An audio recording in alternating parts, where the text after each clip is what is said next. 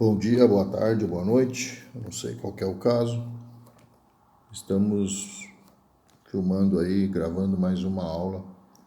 Essa agora é a primeira aula da frente 3, mudança de estado e influência da pressão. Eu fiz uma alteração em relação aos outros vídeos que eu fiz, que foi de colocar o celular nessa posição. Eu estava pensando em que vocês iriam ver o celular assistir às aulas pelo celular, então na posição em pé seria melhor. Mas se você estiver vendo isso aqui no computador, desse jeito fica melhor. Então, quando a gente puder conversar no chat lá, vocês dão uma opinião sobre isso aí, vai? Bom, aqui tem aquele esquema da tia Terezinha, que ela explicou para vocês lá no pré-primário. Então eu tenho sólido, líquido e gasoso. Quando eu passo do estado sólido para o estado líquido, essa passagem aqui é a fusão, tá? Quando eu passo do líquido para o gasoso, aqui eu tenho vaporização.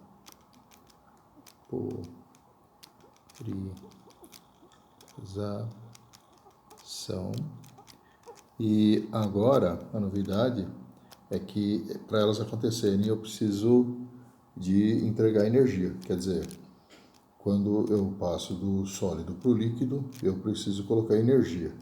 Essa energia vai ser de algum lugar. E quando eu passo do líquido para o gasoso, também preciso colocar energia. Essa energia vai sair de algum lugar, tá? Aqui eu tenho a condensação.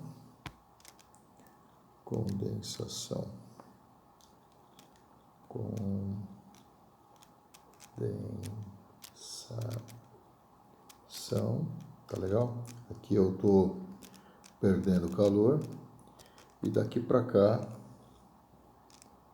solidificação, tá? E aqui também estou perdendo calor, tá? Do sólido para o gasoso direto, eu tenho a sublimação, e do gasoso para o sólido direto eu também tenho a sublimação, tá bom? Muito bem, isso aqui a gente já tinha visto.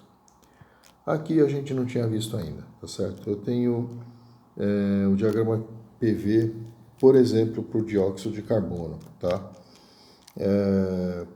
Esse diagrama PV, ele tem a característica de ter essa parte aqui com uma curva crescente, tá?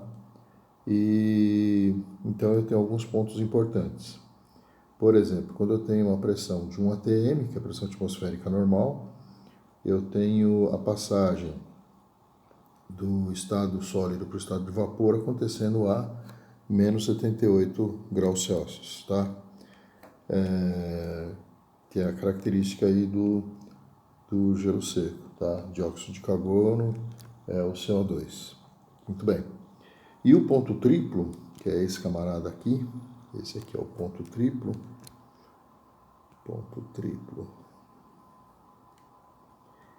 Ele acontece quando a pressão está 5 atm e a temperatura está menos 56,6 graus Celsius. Então eu tenho o dióxido de carbono nos estados sólido, líquido e gasoso ao mesmo tempo, tá? Muito bem. Aí a gente pode fazer a mesma coisa para a água, tá?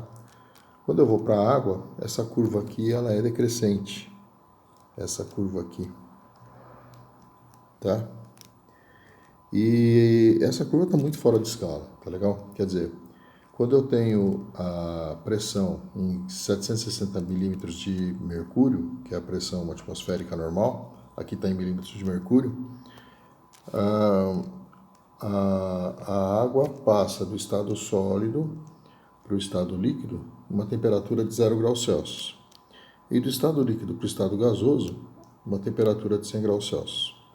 O ponto triplo está em 4,58 milímetros de Hg e 0,01 graus Celsius, quer dizer, 1 centésimo de grau Celsius. Então aqui é o ponto triplo, tá bom? Muito bem. Essa curva, ela é uma curva aqui de sublimação, essa parte aqui, que eu passo do gasoso para o sólido direto. Essa parte aqui eu tenho de fusão e solidificação, e essa daqui de vaporização e condensação, tá? Além do ponto triplo, eu tenho um ponto aqui que é chamado de ponto C.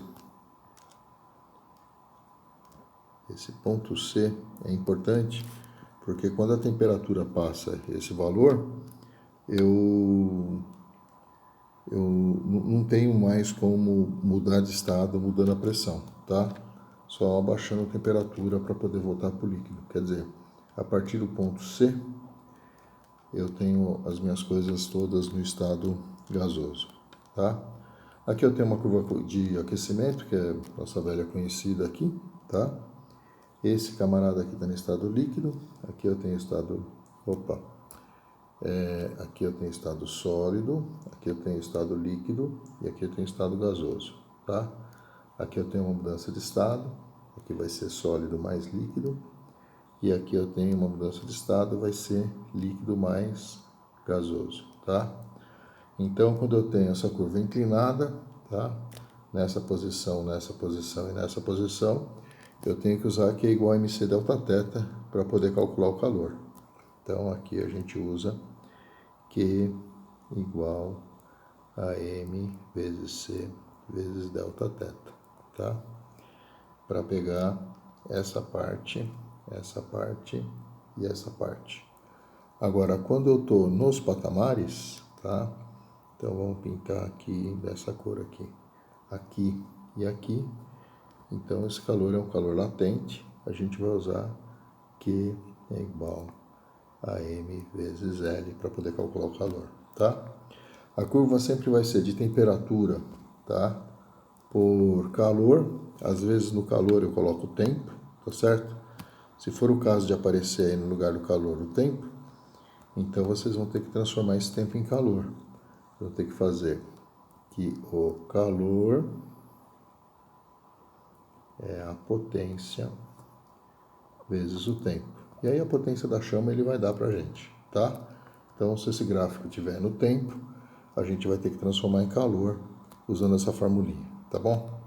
Aqui é um a mais. Isso aqui dificilmente cai em vestibular, tá? Mas a umidade relativa que a gente vê aí nos boletins meteorológicos, o pessoal calcula dividindo a pressão parcial de vapor, tá certo? Que eu tenho naquela temperatura, naquele lugar, pela pressão máxima de vapor que eu posso ter naquela temperatura, tá? Então, quando você tem uma situação de clima muito seco, o F é muito baixo, tá certo? O F minúsculo. E quando eu tenho um clima com uma umidade muito alta, é porque esse F aqui é muito alto, tá legal? E por que eu estou falando isso? Porque eu queria falar de uma outra curiosidade também, que pouco cai em vestibular, mas alguns exercícios vão falar sobre a parte mais teórica, que é justamente a velocidade de evaporação, tá? Então, quando o líquido está no estado, o corpo está no estado líquido e passa para o estado gasoso, por evaporação, existe uma velocidade de evaporação que depende do líquido, depende da área exposta, depende da diferença entre o F maiúsculo e o F minúsculo. Lembrando que o F maiúsculo, tá certo? É a pressão máxima e o F minúsculo é a pressão parcial para aquela situação, tá legal? E dividido pelo PE. Esse PE, ele vai ser a pressão exercida do líquido, tá? Muito bem. E por que eu estou falando isso? Estou falando isso porque roupas amarrotadas, elas secam mais lentamente do que roupas estendidas por conta do ar. Aí você tem uma maior. E você consegue secar roupas mais rapidamente no clima seco do que no clima úmido, porque essa diferença aqui é maior para o clima seco, tá? Então eu tenho essa situação. E por último, eu queria dizer para vocês que o líquido, quando ele evapora, parte dele evapora, o líquido que sobrou, que não evaporou, ele esfria, tá? Por quê? Porque o líquido que evapora, ele precisa de energia. E essa energia ele tira do líquido que ainda ficou líquido, tá? Então, sempre que eu tenho evaporação, o líquido que ficou líquido, quer dizer, a parte que ficou líquida, ela fica mais fria, tá bom? Então, era isso que eu tinha para falar para vocês hoje. Até a próxima.